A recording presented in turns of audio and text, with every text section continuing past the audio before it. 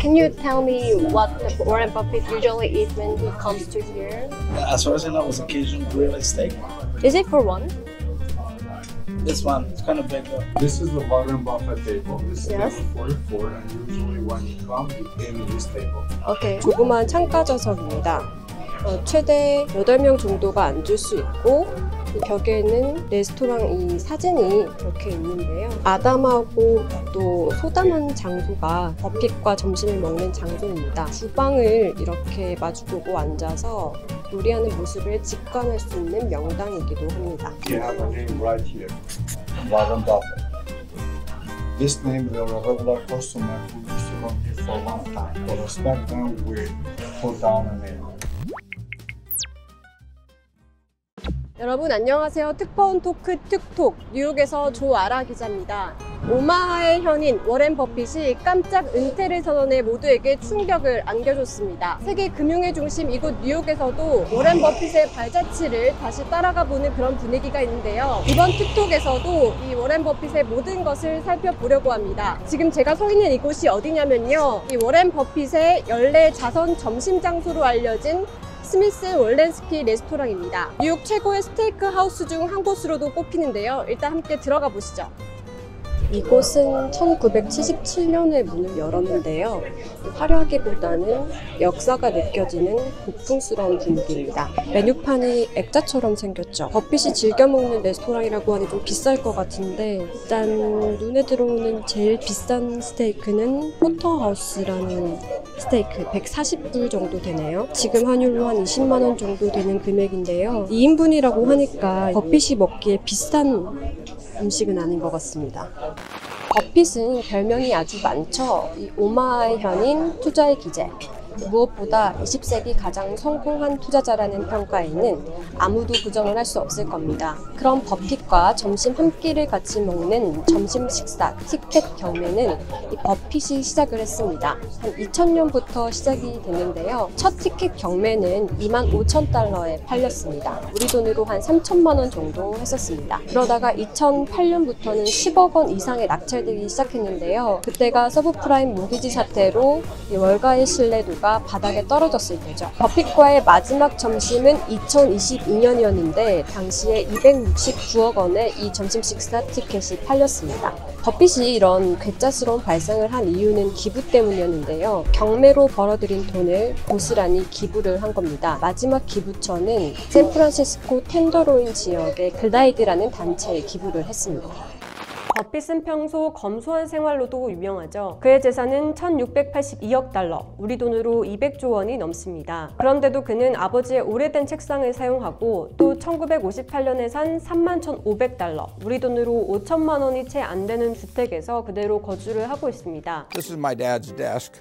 This sat on his desk when I was a kid, when I was 10 years old. I always admired it. 버핏의 유년 시절은 유복했습니다. 오마하에서 금융업을 한 부유한 가정이었던 데다 또 아버지는 연방 하원에서 사선이나 했습니다. 그런데도 버핏은 집안에서 투자와 관련해서 돈을 일절 받지 않았다고 합니다. 종잣돈을 마련하기 위해서 코카콜라와 잡지, 껌 같은 것들을 방문 판매했고 또 신문 배달까지 했다고 하는데요. 그렇게 모은 종잣돈으로 14살 때 1,200달러 규모의 부동산에 첫 투자를 하면서 투자 인생을 시작했습니다. 평소 이 억만장자들이 세금을 더 내야 한다는 것이 그의 지론인 만큼 그는 재산의 99%를 기부하겠다고 약속을 하기도 했는데요. My own case, 99% plus will go back to society. 사실 1%만 남겨도 2조 원 정도 되기 때문에 굉장히 큰 금액이죠. 그런데 지난해 그가 유언장을 좀 고쳤습니다. 세 자녀가 공동 관리하게 될 공익신탁, 그러니까 재단에 재산 대부분을 넘겨주겠다고 밝히면서 진정성이 의심을 받고 있는 것도 사실입니다. 14살 때 투자의 맛을 알아버린 버핏은 곧바로 사업을 시작하고 싶었지만 아버지의 반대로 대학에 가게 됩니다. 그때 이곳 뉴욕에 있는 컬럼비아대 MBA 과정을 수료하게 되는데요. 하지만 버핏은 뉴욕 월가에 남지 않고 자신의 고향인 오마하로 돌아갔습니다. 정신없고 또 복잡하게 돌아가는 월가보다 조용하고 또 독립적인 투자 결정을 할 수 있는 오마하가 그에게 더 맞다고 본 것이죠. 버핏의 투자 철칙은 매우 간단합니다. 내재 가치가 시장 가치보다 높을 것, 그리고 아는 것에 투자할 것, 마지막으로 장기 투자할 것입니다. 고향에서 버핏은 주식 투자로 큰 돈을 벌게 됩니다. 40대 초반에 이미 백만장자가 될 정도였다고 하니 대단하죠. 이때 버핏의 눈에 든 회사가 있습니다. 그것이 바로 지금의 버크셔 해서웨이입니다. 지금은 꿈의 시총이라는 1조 달러를 훌쩍 넘겨서 세계에서 8번째로 비싼 글로벌 투자회사지만 당시에는 직물회사였습니다. 버핏은 이 버크셔 해서웨이의 지분을 하나씩 사들이기 시작했는데요. 당시 외국에서 값싼 제품들이 들어오면서 미국의 섬유 산업이 쇠퇴하고는 있었지만 내재 가치가 버핏이 보기에는 한 19달러 정도 되는 것으로 보였는데 실제 주가는 그의 절반에도 미치지 못했기 때문이죠. 그의 투자 철칙에 따라서 투자를 하기 시작한 건데요. 결국 경영권까지 확보를 했습니다. 나중에는 섬유 산업에 투자한 자본을 회수하고 수익성이 높은 사업에 투자를 하기 시작하면서 본격적으로 이 버크셔 해서웨이는 투자 회사로 변모를 하기 시작합니다. 코카콜라와 애플 등의 보수적이고 장기적으로 투자를 하는 일명 가치 투자를 통해서 연평균 20%에 가까운 수익률을 올리게 됩니다. 현재는 189개에 달하는 자회사를 가진 대기업이 됐습니다.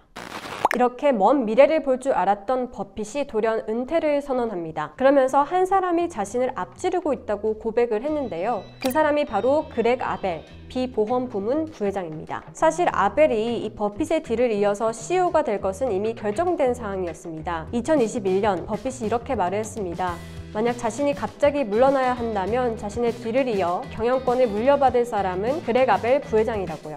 버핏의 오랜 동반자였던 찰리 먼거 부회장이 2023년 별세한 이후에는 그렉 아벨이 주주총회에서 버핏의 옆자리를 지키면서 후계자 역할을 본격적으로 하기 시작했습니다. 하지만 버핏의 그늘을 벗어나지 못해서 대중에게 그리 친숙한 인물은 아니었습니다. 이 월가의 이야기를 좀 들어봤는데요. 잘 알려지지 않은 그렉 아벨이 갑자기 후계자로 지명이 되다 보니까 버핏의 건강이 갑자기 나빠져서 은퇴를 선언하고 또 후임을 지명한 것 아니냐 이런 이야기가 나오더라고요. 실제로 최근에 버핏이 월스트리트 저널에서 인터뷰를 했는데요. 자신이 이상하게 90세 때까지는 나이가 들지 않았다면서 그런데 시간이 갈수록 점차 균형을 잃게 되고 사람들의 이름을 떠올리는데 애를 먹고 또 신문의 글자가 흐려지기 시작했다고 얘기를 했습니다. 아벨은 후임 지명 이후에 장기적인 안목과 신중한 자본 배분, 자율적인 자회사 경영 등의 버크셔 전통을 이어가겠다고 밝혔습니다. 연속성과 안정성에 중심을 둔 후임 지명이 셈이죠. 그렇다면 이 오마하의 현인 버핏이 점찍은 그렉 아벨은 어떤 사람일까요? 그렉 아벨은 쉽게 말하면 투자 전문가라기보다는 핵심 자회사 대표 출신으로 사업 운영의 강점을 가진 CEO라고 평가를 받고 있습니다. 아벨이 버핏과 만난 것은 버핏의 투자 덕분인데요. 아벨은 대학을 졸업한 후에 회계사로 일을 하게 됩니다.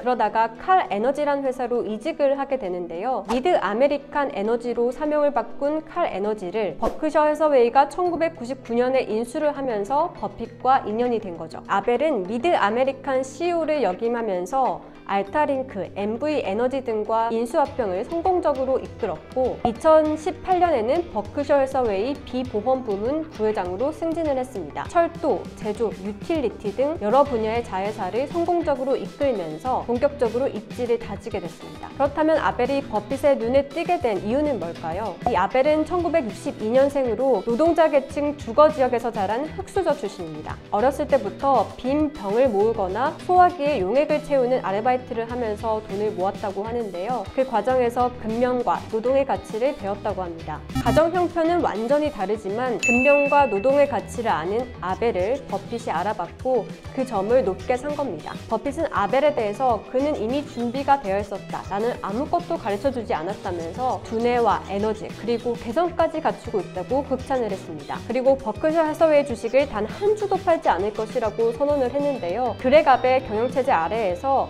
버크셔 해서웨이의 전망이 더 좋다면서 무한 신뢰를 보낸 거죠. 이 월가에서는 그렉 아벨이 버핏의 명성을 이어갈 수 있을지에 대해서 회의적인 시각이 있는 것도 사실입니다. 실제로 아벨이 자신의 생각을 공개적으로 드러낸 적이 거의 없기 때문에 아벨의 능력을 판가름하려면 최소 2-3년은 지켜봐야 된다는 얘기를 하더라고요. 또 투자 능력이 확인될 때까지는 아벨의 말에 투자자들이 크게 흔들리지 않을 것이다 이런 전망도 얘기를 했습니다. 버핏 자체가 투자를 잘하는 사람이지 당장 미국 경제를 뒤흔들고 이러는 사람은 아니기 때문에 급하게 판단할 것 없다는 겁니다. 또 덩치가 커질 대로 커진 버크셔 해서웨이가 이 아벨 체제에서 과거의 영광을 재현하기는 쉽지 않을 겁니다. 아벨은 버핏을 관찰하면서 호기심을 갖는 법을 배웠다고 하는데요. 버크셔 해서웨이 관계자들은 이 아벨에 대해서 엄청난 학습 기계라고 칭찬을 하더라고요. 또 오히려 관리하고 행동하는 것은 버핏보다 더 적극적이라는 평가도 있는데요. 그렇기에 이 투자도 버핏보다 더 과감할 것이라는 기대도 나오고 있습니다. 버핏이 절대로 하지 않는 투자 중에 하나가 바로 비트코인, 가상자산이죠. 버핏은 2018년 CNBC 인터뷰에서 이 가상자산, 비트코인에 대해서 쥐약의 제곱이라고 평가를 했습니다. 내재 가치가 전혀 없다는 거죠. 하지만 비트코인은 지금 하늘 무서운 줄 모르고 치솟고 있잖아요. 월가에서는 아벨이 내년 1월 CEO 자리에 오른 이후에 이 비트코인에 대해서 뭔가 다른 입장을 밝힐지에 대해서도 주목을 하고 있습니다. 버핏은 내년 1월 1일에 그렉 아벨에게 전문 경영인 자리를 공식적으로 넘겨줄 예정인데요. 그래도 버핏은 계속 출근을 하겠다고 합니다. 세계 8위 규모의 회사를 전문 경영인에게 넘기고 또 소박하고 검소한 삶을 살고 수많은 기부를 했다는 점에서 배울 점도 많아 보이는데요. 여러분은 버핏을 보며 어떤 것을 느끼셨나요? 저는 다음 시간에 더 재밌는 주제로 찾아오겠습니다. 그럼 안녕!